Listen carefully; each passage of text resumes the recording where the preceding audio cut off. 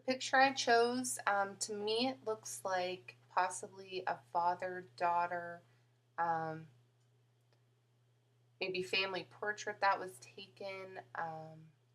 The three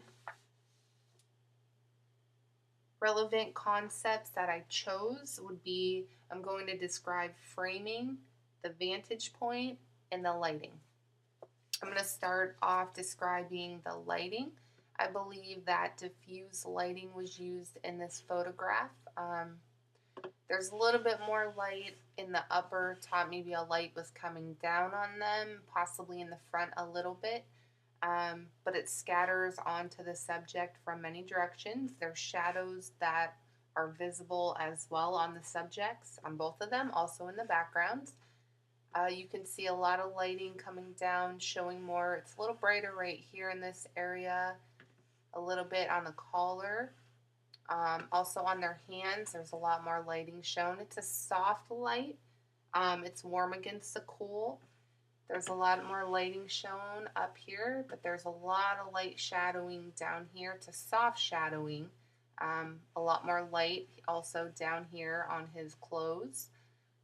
And it's also, you can see it's a little vague in some areas. Back here, there's seems to be it's a little bit blurrier, so you can't really make out, but to me it looks like a door. Possibly over here, another object off to the side. And then it's kind of, it looks like a soft illumination to me. It's not a very hard lighting. Um, so it's a little soft and warm touch of lighting that the photography used. So it could possibly be from the angle of the lights, the angle of the cameras, the light coming down on them, but also giving the shadowy or portray shadows on the subjects. The second concept I'm going to talk about is vantage point. I feel the camera reflects the subjects in the photograph by using vantage point. The subjects are at the photographer's level and point of view. The space is taken up by the subjects. There's not a lot of background.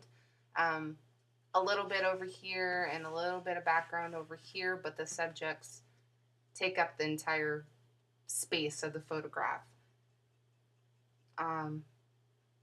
So I feel the photographer used a camera close up to depict the subject and focus mainly on the subject.